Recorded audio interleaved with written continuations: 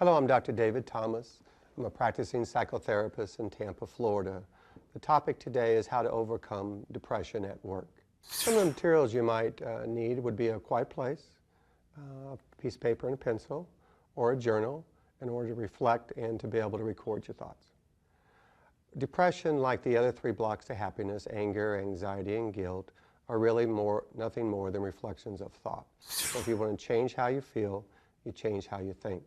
When we're talking about depression at work, we want to be able to determine, one, are the stressors that you're depressed about work-related or are they personally related? If they're work-related, oftentimes they're practical problems, not emotional problems. What you've done is taken a practical problem and created kind of an emotional overlay.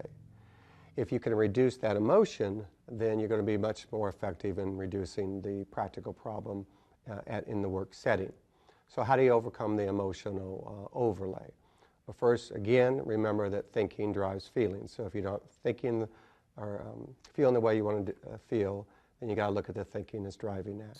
We have an ABC structure in order to do that. A, activating event, the stressor. B, beliefs, what you think. C, consequence, how you feel and behave. So it's not the A, activating events or the stressor at work that's driving that emotion. More importantly, it's your thoughts about that. So you look at the thinking that's driving that and determine whether thinking is rational or irrational. If you determine it's irrational, then replace it with a more rational thought and then work and practice at continuing to change that. Again, I'm Dr. David Thomas talking to you about how to reduce depression in the work setting.